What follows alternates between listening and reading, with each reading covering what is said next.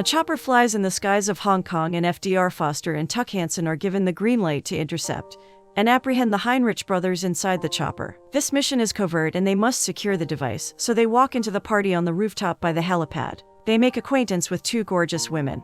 One of them is called Xenia. Foster is more of a playboy and has his fun until Tuck takes him away to focus on work. As the Heinrich brothers step out of the helicopter into the party, Foster and Tuck blend themselves in with the crowd. The Heinrich brothers go into a secured room where they're making a deal with the Asian mafia. Karl Heinrich is challenged to bring his younger brother Jonas with him to the deal, so he shoots the buyers. Karl and Jonas walk out of the room, which gives Foster and Tuck an opportunity to bring their men down. The CIA agents put up a good fight, which leads to Tuck hanging off the roof by his fingertips. Karl appoints Jonas to shoot him as he flies down the building using a parachute. Foster catches up to Jonas and saves Tuck, but this results in Jonas' accidental demise, which happens right before Karl's eyes. Karl lands down to see his brother's body and recovers a piece of fabric from his hand which belongs to Foster's tuxedo. Tuck and Foster witness the whole scene from the rooftop and know that neither Heinrich nor their boss would be happy about how things went down just now. Lauren Scott works at Smart Consumer Incorporated in Los Angeles, where she develops a product called Cortex. Her assistant Emily requests an early leave from work because she's going to an alpaca farm with her boyfriend. Lauren gives them time off for the holiday weekend, which she forgot about until now. Collins is Foster and Tuck's boss and demands to see them in her office as soon as they get there. They're reprimanded for eliminating so many people and failing to keep the mission covert.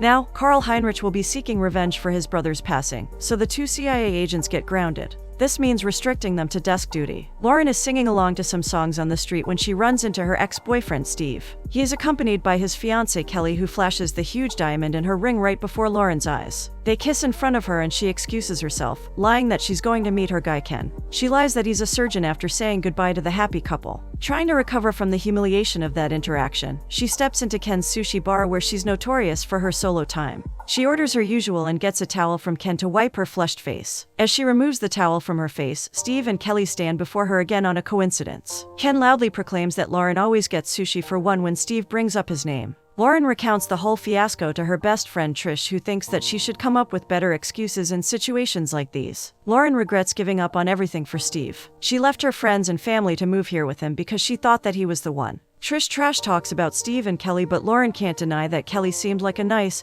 and pretty girl. Trish is more concerned about her friend's love life, but she assures her that she goes out and meets guys often. Trish knows that, but she points out that she isn't taking dating seriously. She wishes Lauren would be as good at choosing men as she is picking products at the supermarket. She comes up with the idea of making Lauren try online dating because that way she can quantify guys like products too. Lauren is apprehensive of the whole online dating scene because God knows how many creeps she might run into. Trish stays persistent on the fact that it's important to try and put yourself out there in the pursuit of meeting the right guy. Tuck is at Foster's Nana's house because they're not only partners at work but also such good best friends that they're basically family to each other. Foster's Nana finds the guys sitting at a table by themselves, which is wrong because that isn't how they'll meet girls. Tuck points out that he already provided Nana with a wonderful grandchild in the form of his son Joe. But Nana points out that he messed things with Joe's mom and his ex-wife Katie too, so that doesn't count. Nana leaves the boys to dance with her husband and Tuck can't help but envy the connection they have. Foster doesn't know what's up with Tuck, so he turns to him. As they talk man to man, Tuck expresses that he trusts Foster and knows that he'll do anything for him. They'd both take a bullet for each other, and that's the strength of their connection. Tuck wants Foster to imagine what it would be like to share that connection with a woman, but Foster is unable to level with him at this point. This is because Foster lives the ultimate bachelor lifestyle. Tuck's life varies a bit as he attends the martial arts class of his son, Joe. This is where he gets completely beaten up under the supervision of his instructor, Max. Joe walks back to Tuck while Max hugs the kid who just defeated Joe because he's his son. Joe didn't expect to see Tuck here, who came by on his extra time. Tuck assures him that he did a good job fighting, but Joe dismisses his comment because he doesn't know about his real job. To Joe, Tuck is a travel agent who is meager and weak in comparison to Max. Max bullies Tuck in front of Joe, who now feels even more embarrassed. Katie picks up Joe from his class and casually meets Tuck. She laughs at the fact that Tuck is the only travel agent she's met who actually travels for his job. Tuck proposes the idea of the three of them going out together as a family to eat, but Katie turns him down because she has a date that evening. That night, as Foster chills in his house and Tuck practices boxing and wrestling, they both see the ad for an online dating site on TV. While the ad really appeals to Tuck, Foster finds it pathetic and sad. When Lauren walks into work that morning, everyone seems different, a bit more friendly than usual, which makes her self-conscious. She seems confused and asks Emily about why everyone is treating her this way. In response to this, she's taken to her desktop, which shows her raunchy online dating profile made by Trish. Lauren is furious at Trish for embarrassing her in front of her colleagues, but she's sure that she'll thank her later. Lauren is looking for ways to delete her profile when she comes across Tuck's profile. She is really intrigued, and when she clicks on his profile, she finds him really cute. Now that his date with Lauren is set, Tuck shares this with Foster, who calls him insane for putting his private details on such a public website. Foster automatically guesses that Tuck is taking his date to Blarney Stone because he likes the jukebox there. Foster is scared for Tuck because he hasn't done this in a long time, so he decides to come with him to the date to keep an eye on Tuck and his date, who could be insane. Tuck is against the idea and respects his privacy, but Foster manages to convince him eventually. Tuck and Lauren meet each other at the decided venue and find each other very attractive. She brings up Trish, and he understands the importance of having a friend who is a spaz. This is because his friend, Foster, is cruising the video store across the street right now until Tuck gives him 3 rings, which is the signal to leave him alone for good. Meanwhile, Tuck and Lauren really hit it off. After their date, Lauren goes to the video store to rent a movie and take a cold shower at her home. There, she runs into Foster, who puts his hand on the same movie as hers. He claims to be well-versed on the subject of both women and movies, so she challenges him to pick out a movie for her. However, his charms don't work as well as they usually do, and she manages to amaze him somehow, because she sees right through him.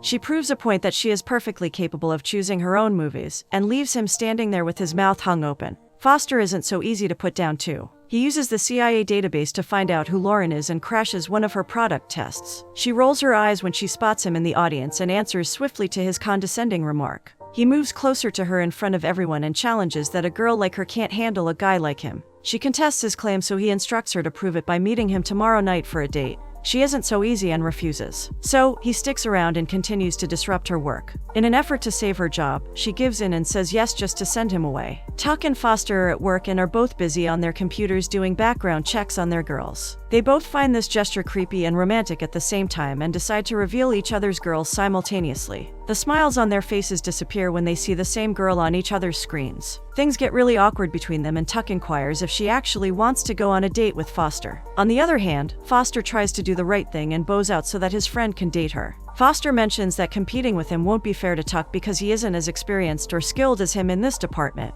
Tuck finds this hard to believe and lets him know that he doesn't need to bow out. This is because he's confident that she won't fall in love with Foster. They both decide to do their own things and let Lauren decide who she prefers. But then they also get the idea of setting up some ground rules for both of them to get an equal chance. Their rules are to not disclose that they know each other, stay out of each other's way, not get physical with her, and not let this affect their friendship. They enter a gentleman's agreement and wish that the best man for Lauren wins. Meanwhile, Karl Heinrich locates the designer who made Foster's suit in London, England. Heinrich finds out from there that the slayer of his brother lives in Los Angeles because that suit was one of a kind. Foster calls Tuck for their usual hangout, but it goes straight to voicemail. This is because Tuck has taken Lauren to the pier on a date tonight. She loves these places and they have a fun time together while Foster waits for Tuck to respond to him. Once they're done playing all the games, Tuck takes Lauren to a secret location while keeping her eyes closed. When he uncovers them, she sees that he's set up a private acrobatics station for them, which looks beautiful. They go up on it and swing on it. Tuck catches her and throws her on the net, joining her later while they both have the best time of their lives. After their fall together, Tuck uses a cheesy but romantic line and Lauren kisses him. Lauren calls Trish and admits that she feels bad about dating 2 guys at once. Trish makes it known that it's Lauren's responsibility to go out there and live for all the women who can't live as vicariously as her. So Lauren must date both hotties at the same time for women everywhere. When Tuck is at work the next day, his colleagues ask him where Foster is. He's on a date, which the colleagues find predictable because he's like an assassin to them and gets everything he sets his sights on. This comment makes Tuck contemplate spying on Foster, and he goes through with it. Foster drives up to a really exclusive club where Lauren is waiting in line. He takes her by his side and enters the club without any problems, which impresses her. Foster is known and loved by everyone in the club, and his date starts pretty smoothly. He goes to the bar to get a bottle of wine but sees that Lauren already walked out of the club. He follows her and she insists that she's not right for him because she's done all these things when she was younger. But Foster perceives this to be her rejecting him because she's uptight and doesn't know how to have fun. She criticizes his lack of emotional intelligence and he calls her judgmental. They decide to call it a night and part ways. But as soon as she turns around to walk home by herself, she sees Steve and Kelly coming her way. So she grabs Foster and kisses him until she has an audience in the form of Steve and Kelly. Once she pulls back from the kiss, she introduces Steve and Kelly to Foster, who she claims is a surgeon. Foster plays along with her bit and they make out in front of Steve and Kelly, making them feel inferior and envious. As the couple finally walks away, Laurent thanks Foster for helping her out. He takes her to eat pizza because she owes him an explanation for what just happened. As they have pizza and beer, Lauren concludes her story of how she followed Steve out into this city only for him to cheat on her 6 months later. She considers this as a mistake in her life because he didn't turn out to be the guy she thought he was. Foster claims that it's the mistakes that make a person and they led her here. She likes it here more than Atlanta and she likes her job, so she thinks it wasn't so bad. The next day at work, Foster figures out that Tuck spied on him, so he confronts him for breaking their deal. They're bickering with each other when Collins approaches them. She reports that Heinrich is trying to sneak into Los Angeles right now, which probably means that he's coming to avenge his late brother. So now Tuck and Foster are ordered to flush him out, but they're both more focused on how much they like Lauren. None of them is backing off and both of them are marking their territory by telling the other how good their kiss with her was. This is followed by them compiling their individual teams to find each and every piece of information on Lauren to get an advantage over the other. They claim that this case is classified and top priority, so now Lauren has eyes on her at all times. She is oblivious to the amount of surveillance on her and continues to live her life unbothered. Tuck and Foster get more competitive day by day, which doesn't go unnoticed by Collins. She gets them out of the office one day on a task and they head to a poker club. Regardless of what's going on in real life, they put up a good act of being best buddies in front of their targets. They successfully catch Heinrich's man with their individual skills and smooth teamwork and bring him to the CIA office. They've barely recovered from their ferocious fight when they receive updates about Lauren from their teams. They both lie and excuse themselves to check on how much progress they've made with Lauren. She has invited Trish over for wine and is ranting to her about how much her life has changed in the last few days. She went from being single and lonely to dating 2 gorgeous guys, which sounds like a game to Trish. Tuck and FDR catch each other red-handed while they are listening in on Lauren and Trish's conversation, at the same time, using the same apparatus. Trish offers to help Lauren by having sex with both of the contenders and giving her verdict. Tuck and FDR don't understand why Lauren listens to Trish, and Lauren turns down Trish's suggestion. Trish uses Lauren's focus group technique on her to see which man she prefers, while the boys listen on the edge of their seats. Since they're both incredible, Lauren looks for their flaws and points out FDR's tiny girly hands. Tuck is laughing so hard at this until Lauren mentions that he's British, as if it's something negative. To speed things up, Lauren gives herself 1 week to make her decision on who she wants to be with. The guys take this week to go all out and impress Lauren in all the ways their teams can think of. After learning that she likes Camaros, Tuck takes her out to drive one while crashing FDR's spy plane with his gun. FDR retaliates by taking her to a private exhibition of her favorite artist, which Tuck tries to sabotage too. But FDR still manages to leave his impact on her with a romantic painting. This confuses Lauren even more, and she has another meeting with Trish, who is being spied on again. Lauren expresses FDR's lack of compassion, so he takes her out to volunteer at a dog shelter. He shows vulnerability to her and adopts the saddest dog. Meanwhile, Lauren mentions to Trish that Tuck is too safe and boring, so he takes her out for a treacherous paintball fight and shows off his shooting skills. But in the end, she accidentally shoots him in the crotch with a paintball, which makes her laugh at his pain. Lauren is still facing her dilemma when she next meets Trish and lands on the conclusion that the only rational way to decide is to sleep with them. This is when the guys remind each other of their deal of staying gentlemen and not sleeping with her. They agree to not break it, but secretly make plans to give her the best night of her life. As expected, they sabotage each other's intimate dates and do not let the other sleep with Lauren. They question Heinrich's man while still having issues among themselves, unaware that Heinrich has already arrived in Los Angeles. Tuck is hurt to hear that he can't come to FDR's Nana's house this time because he's taking Lauren to meet his family. FDR explains that Nana got excited when she heard about him seeing someone, and this is nothing against him. Tuck argues that they're his family too when FDR reminds him that they're related to him, which hurts his partner's sentiments. FDR brings Lauren to Nana's house and is very nervous to introduce her to his family. Lauren bonds with Nana and learns about FDR's painful childhood as he lost his parents in a car crash. She's the first girl he brought home, and this day brings them closer together as they connect on an emotional level too. At the end of the day, FDR is about to leave when Lauren brings him in and they start to make out passionately. They end up spending the night together and Lauren rushes to work the next morning. But the truth is that she has to meet Tuck this afternoon and she feels bad about going on a date with him after the wild night she shared with FDR. Tuck learns about this before meeting Lauren. Meanwhile, FDR says no to another woman and is surprised to see that he is madly in love with Lauren. He is reprimanded by Tuck for sleeping with her and tries to convey to him that this actually meant something to him. But Tuck is too invested in the game, so he involves his family too, which is a bunch of paid actors, tailored and trained to give Lauren a heartwarming experience. But his family is abducted by FDR and replaced by a bunch of degenerates who pose as his family in front of Lauren. They humiliate him and Lauren walks out, so Tuck follows her. He confesses that he wanted to show her his perfect family, which is why he hired actors. He opens up to her about how he struggles to connect with Joe and requests her to accompany him to pick up Joe from school. Lauren needs some toys tested out at work, so she brings Joe and Tuck there. They all spend the day together and bond while FDR panics that Tuck used his kid. Lauren invites Tuck into her home too and gets intimate with him while he destroys all the spy bugs around her house. Lauren and Tuck pause for a moment when he confesses that he loves her and FDR knows that he's done for. Meanwhile, Trish advises Lauren to go for the guy who will make her a better person. On the other hand, Tuck and FDR's friendship is down the drain now, and FDR already applied for a transfer. His heart breaks when Lauren calls Tuck to meet and he leaves. FDR spots Heinrich in last night's surveillance footage and learns that he's been tailing them. FDR crashes Tuck's date and they both act as if they're meeting for the first time. Their rivalry makes her uncomfortable, so she goes to the bathroom to call Trish. FDR informs Tuck about Heinrich, but he thinks that he's just being a sore loser. Lauren freaks out in the bathroom while Tuck and FDR have full-blown combat.